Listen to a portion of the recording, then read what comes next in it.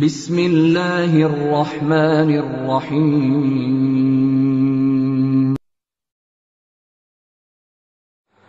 আসসালামু আলাইকুম রহমতুল্লাহ। একদিনই ভাই প্রশ্ন করেছেন,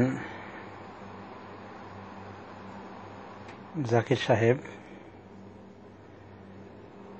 যে ঈদের দিন জিয়ারত করা নিষেধাজ্ঞা মর্মে কি কোনো দলিল আছে? ঈদের দিন জিয়ারত করা জিয়ারত যারা খাসভাবে করবে এদেরকে দলিল দিতে হবে।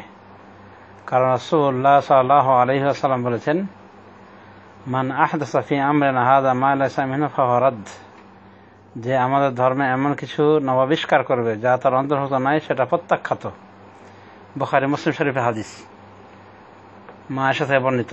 মা আয়েশার 8টি বর্ণনা এসেছে, যেটা মুসলিম শরীফে সনদ এসেছে এবং ইমাম বুখারী সনদবিহীনভাবে উল্লেখ করেছেন। সেটি হলো, মান আমিলা আমালান লাইসা আলাইহি আমরুনা ফাহুয়া রাদ্দ। যে এমন আমল করবে যার উপরে আমাদের কোনো দলিল নাই, সেটাই প্রত্যাখ্যাত। তো এই দুই হাদিস থেকে আমরা বুঝতে পারলাম যে ধর্মের ভিতর কোনো জিনিস আবিষ্কার করা ধর্মের দোহাই দিয়ে, সেটা প্রত্যাখ্যাত হবে। কেউ যদি বলে যে আমি তো এটা সৃষ্টি করিনি, এটা সৃষ্টি করা আছে আগে থেকেই, তখন তার জবাবে দ্বিতীয় হাদিসটি দেওয়া বিধিসম্মত হবে, মানে যুক্তিসঙ্গত হবে। যে দ্বিতীয় হাদিসে রাসূলুল্লাহ সাল্লাল্লাহু আলাইহি ওয়াসাল্লাম বলছেন, যে ব্যক্তি এমন কিছু আমল করবে যার উপরে আমার নির্দেশ নেই, আমাদের নির্দেশ নেই, সেটাই প্রত্যাখ্যাত। সুতরাং কোনো কাজ করতে হলে শরীয়ত সম্মত এবাদত সাইডে কোনো কাজ করতে হলে দলিল নিতে হবে, নির্দেশ নিতে হবে। তো জিয়ারতের বিষয়ে রাসূলুল্লাহ সাল্লাল্লাহু আলাইহি ওয়াসাল্লাম আমভাবে বলেছেন যে আমি তোমাদেরকে নিষেধ করেছিলাম জিয়ারত করতে, এখন তোমাদেরকে আমি আদেশ করলাম, ফাজুরুল কবুর ফাইন্নাহা তুযাক্কিরুকুম বিল মাউত ওয়া ফাইন্নাহা তুযাক্কিরুকুম আল আখিরাহ। তোমরা কবর জিয়ারত করো, কারণ এই কবর জিয়ারত মৃত্যুর কথা স্মরণ করে। আরেক বর্ণনায় বলা হয়েছে কবর জিয়ারত আখিরাতের কথা স্মরণ করা হয়। অন্যান্য বর্ণনায় এসেছে যে এটাতে এর মাধ্যমে দিলটা নরম হয়, চক্ষু অশ্বসিক্ত হয়। তো এগুলো হলো হিকমত। তো নবী সাল্লাল্লাহু আলাইহি সাল্লাম খাস করে দেননি যে জুমার দিন জিয়ারত করতে হবে বা ঈদের দিন। অতএব এভাবে খাস করে জিয়ারত করা ঈদের দিন এটি বিদআতে রূপ নেবে। এবং এখানে একটা আকীদাও কাজ করছে, সেটা হলো যে এই দিনে মৃত্যু ব্যক্তিদের রূহগুলি ছাড় পায়। এই দিনে জুমার দিনে বা ঈদের দিনে ছাড় পায় মৃত্যু ব্যক্তির রূহগুলি, যার ফলে তারা তাদের আত্মীয়র সাথে সাক্ষাৎ করে। তো এই জাতীয় বিভিন্ন আকীদা জড়িত রয়েছে এবং এই দিনগুলোতে এই জন্য জিয়ারত করা হয়ে থাকে, শুক্রবারের দিন, জুমার বারের দিন। তো এই হিসাবে এগুলো চলবে না। আল্লামা ইবনে উসাইমিন রাহমাতুল্লাহ আলাইহিকে জিজ্ঞাসা করা হয়েছিল, তো উনি এটা নিষেধ করেছেন এবং বলেছেন জিয়ারতের জন্য কোনো খাস টাইম নাই, বরং জিয়ারত সপ্তাহের সর্বদিনেই হবে। এগুলো কোনো দলিল নাই, অর্থাৎ খাস করে জিয়ারত করা। অতএব খাস করার কারণে বিষয়টি হয়ে গেল আপত্তিকর। জুমার দিনকে খাস করা, ঈদের দিনকে খাস করা, বা মঙ্গলবারকে খাস করা, বুধবারকে খাস করা, এভাবে খাস করে জিয়ারত করাটা আপত্তিকর। অতএব এটি চলবে না। লাজনা দায়েমাকে জিজ্ঞাসা করা হয়েছিল, লাজনা দায়েমাও বলেছেন, তারা ফতোয়া দিয়েছেন, ওয়া আফতাউ বিআন্না তাখসিসা জিয়ারাতিল কুবুর বিয়াউমিন মুআয়্যানিন কাল জুমআতি ওয়াল ঈদ লাইসা লাহু আসলুন মিনাস সুন্নাহ। এই লাজনা দায়েমা স্থায়ী ফতোয়া বোর্ডের মুফতি মহোদয়গণ ফতোয়া দিয়েছেন এই মর্মে যে কবর জিয়ারতকে খাস করা নির্দিষ্ট কোনো দিনে, যেমন জুম্মা, ঈদ, লাইসা লাহু আসলুন ফিস সুন্নাহ মিনাস সুন্নাহ, এর সুন্নাতে কোনো আসল নেই। ওয়ালাম ইয়াসবুত ফি শারঈ, এবং শরীয়তে সাব্যস্ত হয়নি বিন নাকলি সহি উদ্ধৃতি দ্বারা, সহি বর্ণনা দ্বারা, আন্নাল আরওয়াহা তুরাদ্দু ইলা আসহাবিহা, যে রূহগুলি তাদের যার যার বডিতে ফেরত দেওয়া হয় ইয়ামাল জুমা, জুমার দিনে বা ঈদের দিনগুলিতে। এ কথা প্রমাণিত হয়নি। অতএব জুমার দিন বা ঈদের দিনকে খাস করে জিয়ারত করার তরিকাটা নবোদ্ভাবিত বিদআত, আর বিদআত হওয়ার কারণে এটা পরিত্যাজ্য। কারণ কোনো বিদাতে খায় নাই। রাসূলুল্লাহ সাল্লাল্লাহু আলাইহি ওয়াসাল্লাম বলেন, কুল্লু বিদআতিন দালালাহ, সমস্ত বিদআত হলো গোমরাহি, ওয়া কুল্লু দালালাতিন ফিন্নার, আর সমস্ত গোমরাহি যাবে জাহান্নামে, মানে গোমরাহির অনুসারী যাবে জাহান্নামে। নাসাই শরীফ এবং ইবনে খুজাইমা, সহিহ ইবনে খুজাইমা এসেছে হাদিসটি বিশুদ্ধ সনদে। অতএব এভাবে খাস করে নেওয়া জিয়ারতকে, এটা বিদাতের রূপ নিবে। রাসূলুল্লাহ সাল্লাল্লাহু আলাইহি ওয়াসাল্লাম খাস করেননি, বরং তিনি রাতের বেলাতে গিয়েছেন, রাতের অন্ধকারে।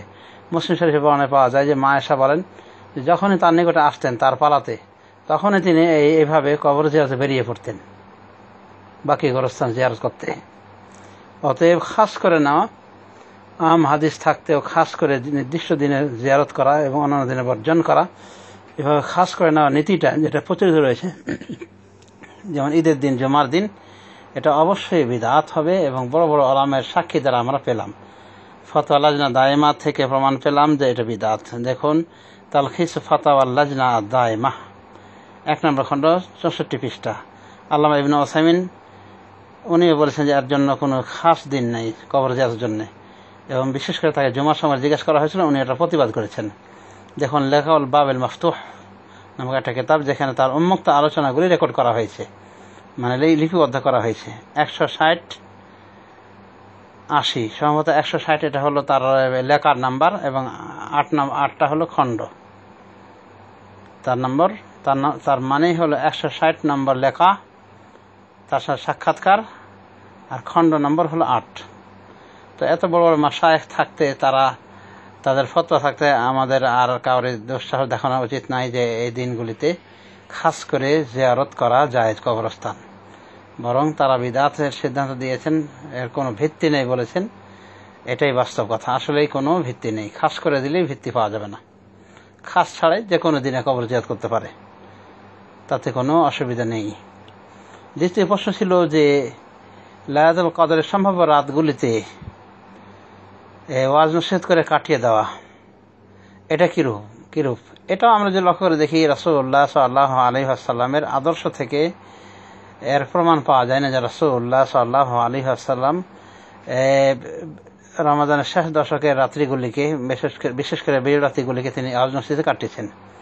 এই জন্য ওয়াজ নসিহতের দরকার নেই, বরং ইবাদত করতে হবে এই দিনগুলিতে, এই রাতগুলিতে ইবাদতে মশগুল থাকা উচিত।